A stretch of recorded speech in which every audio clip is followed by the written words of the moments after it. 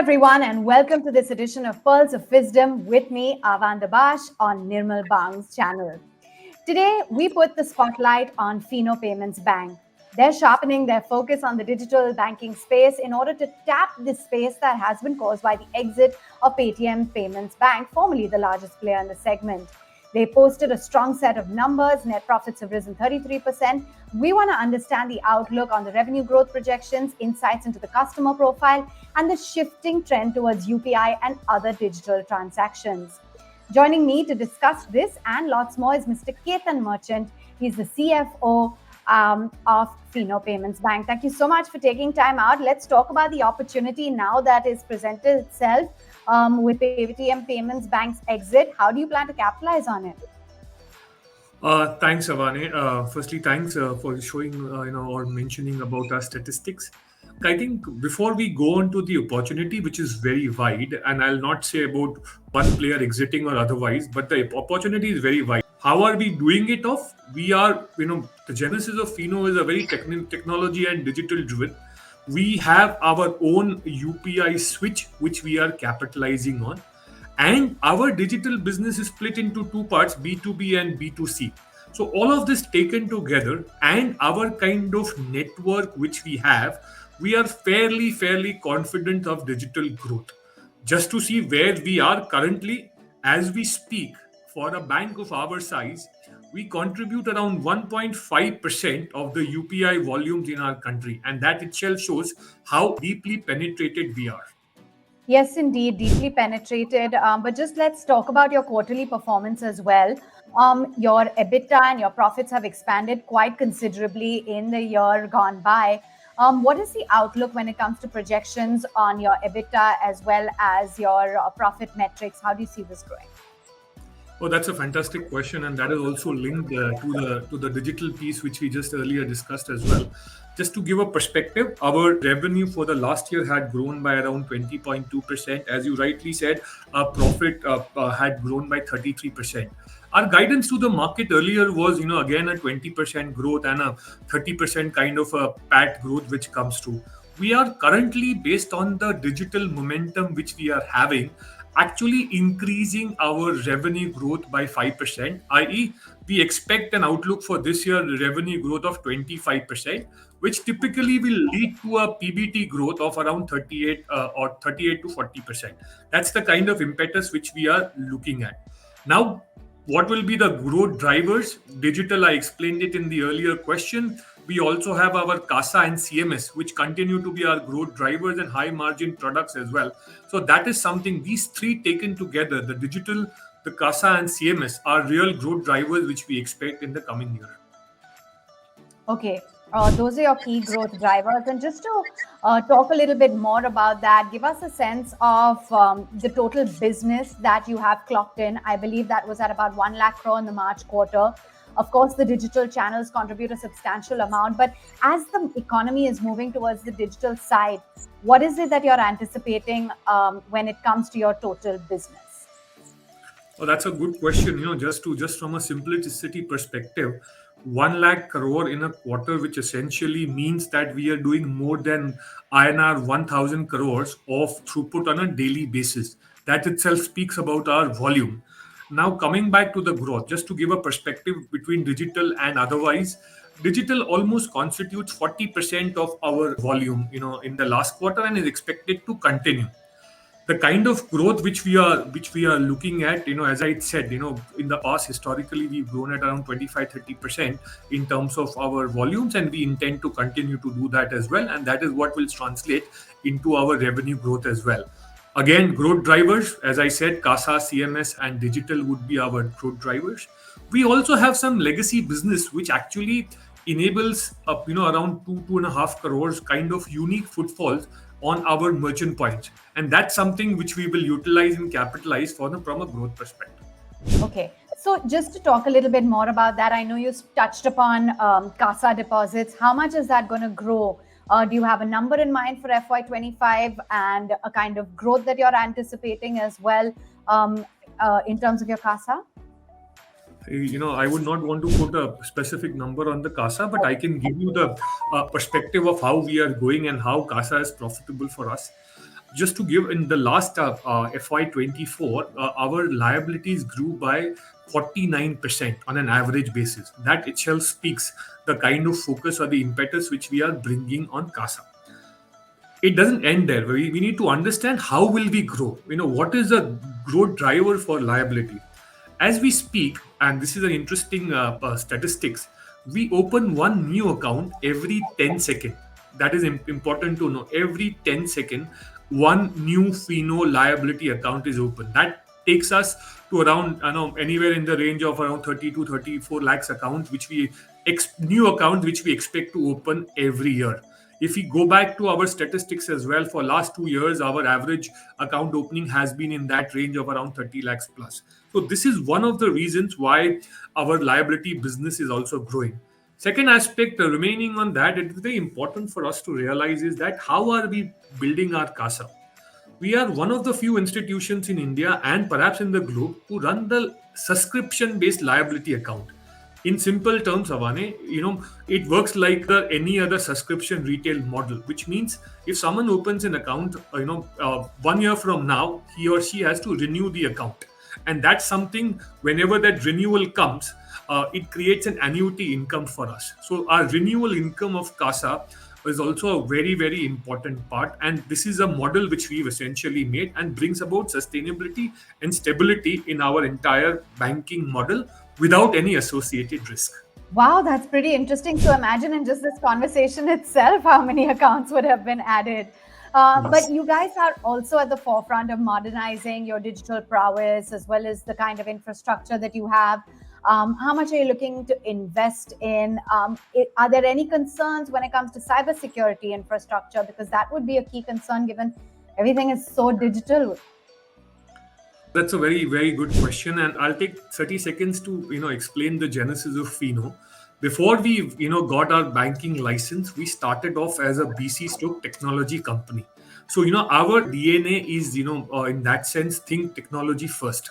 Just to give some statistics out here again, we have in our technology department in house more than 230 people, and that's where the development also happens in certain cases in house and stuff. So we are well equipped. Our mindset is completely technology driven, and it's not something that we have pivoted. It's our original mindset.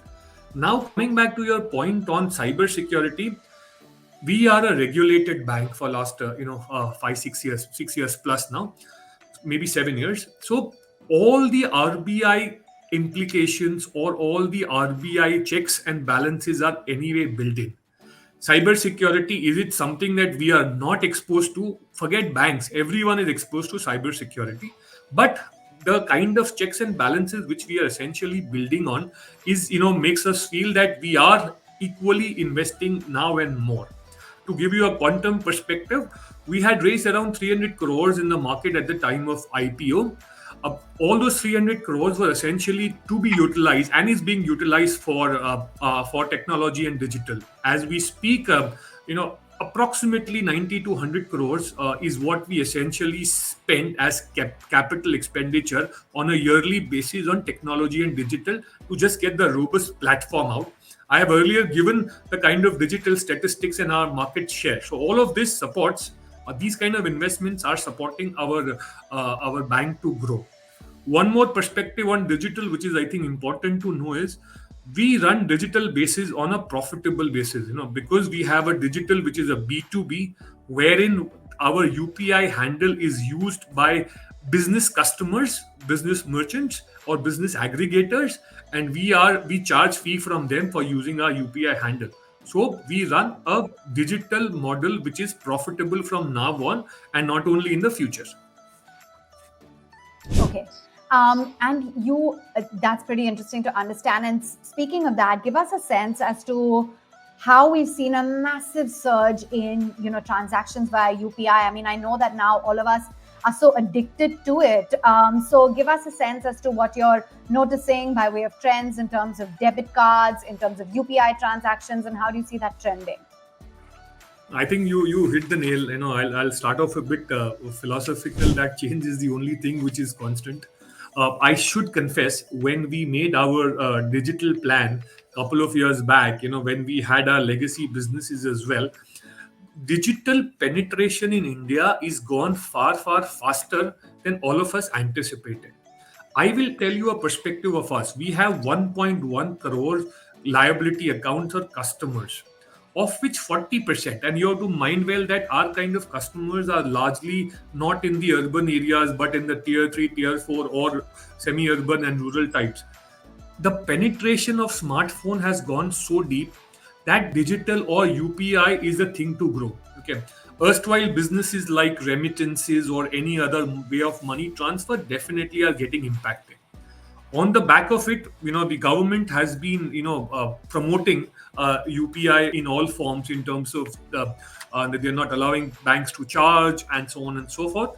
So digital India, and I would say digital Bharat, is growing, and the pace of growth is far faster, and in my view now it will be further faster as when the real Bharat or the rural India adopts it more and more. Okay, yes, indeed. And I think we're on our way there. And you're also looking at small ticket merchant size loans and products. So tell us a little bit more. You're talking about penetrating into Bharat. What kind of change in customer profile, what kind of change in product offering are you looking at?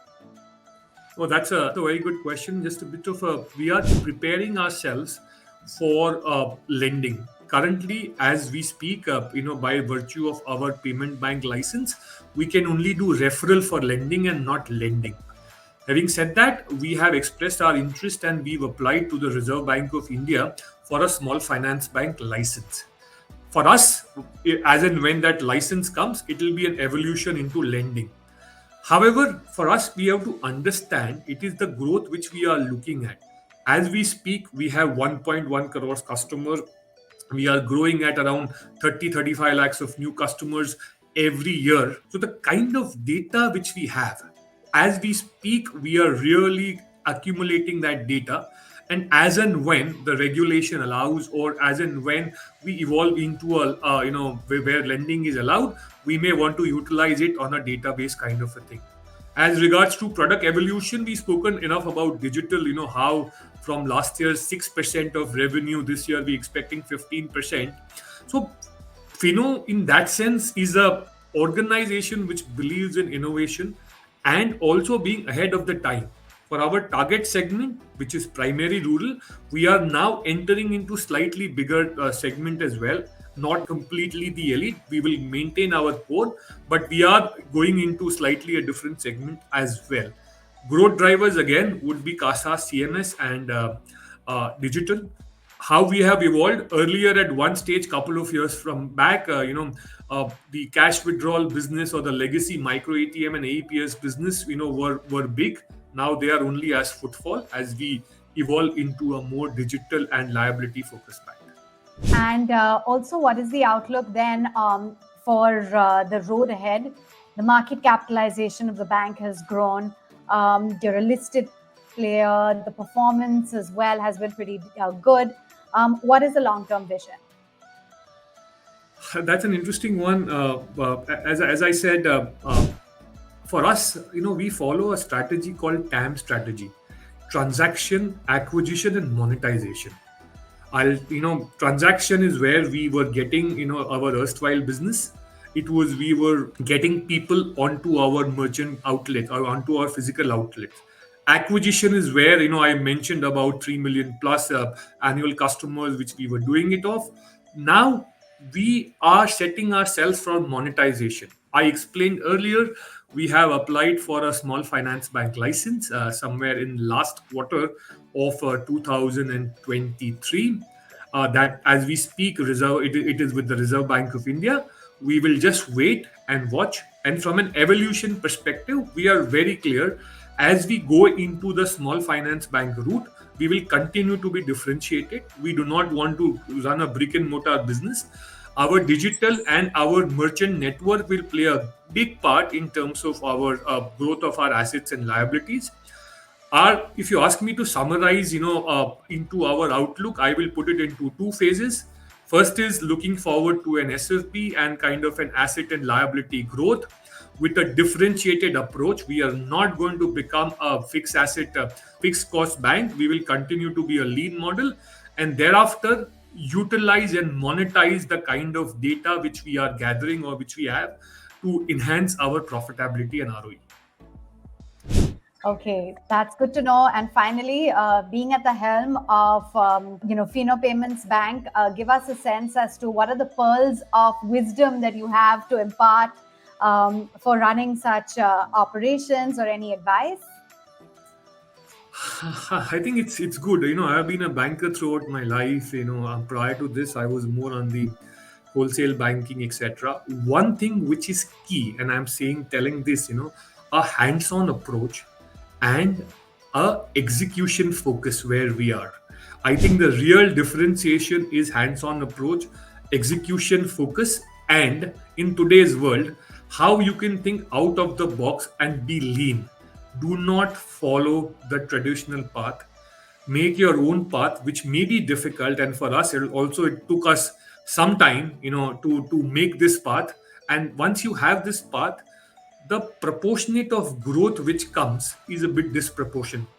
So, just to give a context, the model which we built, a 25% growth which I'm putting, 25% growth in revenue will lead to a 40% kind of a PBT growth. So I think make a model which is profitability driven and have a hands-on execution oriented approach. All right, there you have it. Thank you so much for taking time out. It's been a pleasure interacting with you. Thanks for joining in. Thank you. My pleasure, Avani.